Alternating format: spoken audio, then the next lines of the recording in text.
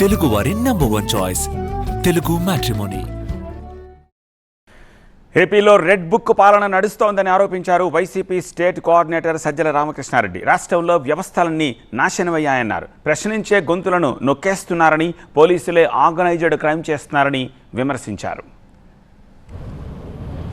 ఎవడైతే అరాచకం జరిగిన చోట ప్రొటెక్ట్ చేయాల్సిన వాడే తనే అరాచక శక్తి అయితే ఎవరి దగ్గరికి పోతారు?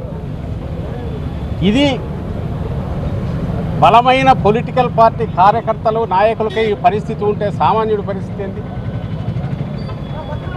నిన్నటికి నిన్న కాలేజీ శాతవాహన కాలేజీ అని కొట్టారు రాత్రికి రాత్రి. ఇష్యూ నాకు పెద్ద దాంట్లోకి పోనవసరంలా. ఒక 50-60 ఏళ్ళ నుంచి నడుస్తున్న ఎడ్యుకేషన్ ఇన్స్టిట్యూషన్, అది రాత్రి అర్ధరాత్రి పోయి కొట్టాల్సిన అవసరం లేదు. 10 రోజుల నుంచి నడుస్తుంది. కిడ్నాప్ కూడా అయ్యారన్నారు. ఒక పవర్ఫుల్ పొలిటికల్ లీడర్, టీడీపీకి చెందిన నాయకుడు కిడ్నాప్ చేశారు ఎమ్మెల్సీ అని అన్నారు. న్యూస్ వచ్చాయి. గవర్నమెంట్ ఏం చేస్తుంది? మొన్న తెనాలిలో జగన్మోహన్ రెడ్డి గారు కూడా మొన్న వెళ్ళి వచ్చారు.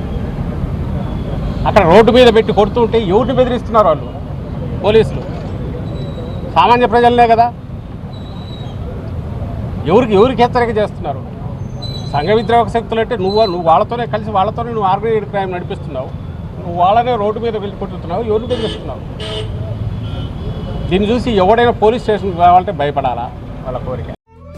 తెలుగు వారి నంబర్ 1 చాయిస్ తెలుగు మ్యాట్రిమోనీ.